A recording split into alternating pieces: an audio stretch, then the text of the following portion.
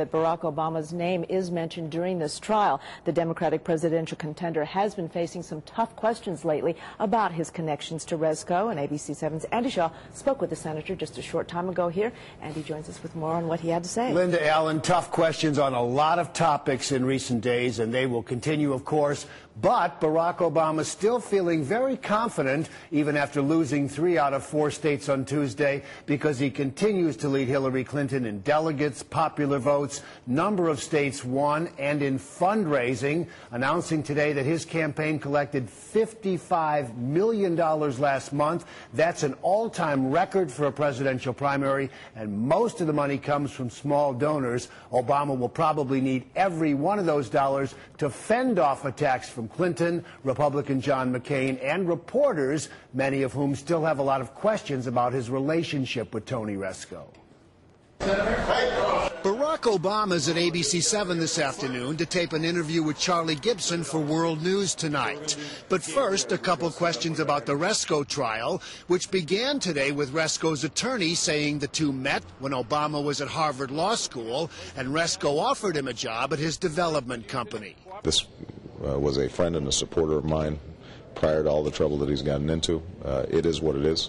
And, you know, I trust the criminal justice system to deal with something that has no relation to me. Obama talked about his relationship with Rezko at a news conference in Texas on Monday, which ended with reporters shouting for the candidate to stay around and answer some more questions, including Obama's decision not to sit down with Chicago reporters for a long Q&A about his relationship with Rezko, political, personal, and business. Andy, you know, you've been in multiple press conferences where you guys have run out of questions. The Clinton campaign is trying to make Rezko a major issue, and Obama's fighting back by demanding that Clinton release a ream of personal and financial information, including the last 2 years of tax returns. And that's prompting the Clinton team to compare Obama with Republican lawyer Ken Starr, the special prosecutor in multiple investigations of then-President Bill Clinton in the 1990s. I did not realize that their version of new politics is to recycle some of the same old Republican attacks on Hillary that have failed for years.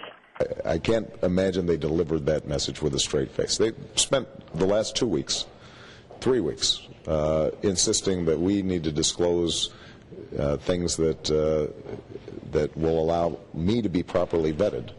And when we suggest that they should disclose their tax returns, like most presidential candidates have done, like I have done, did last year, they somehow evoke the name of Ken Starr. I think it's ludicrous.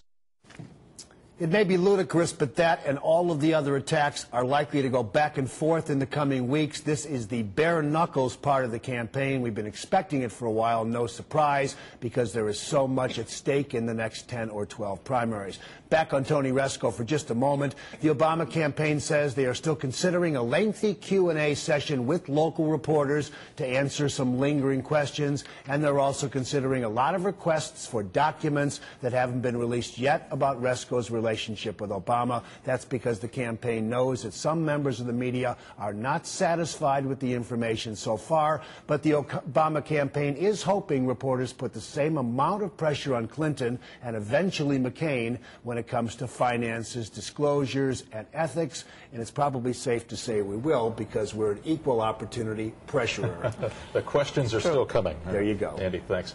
There was a stunning admission today from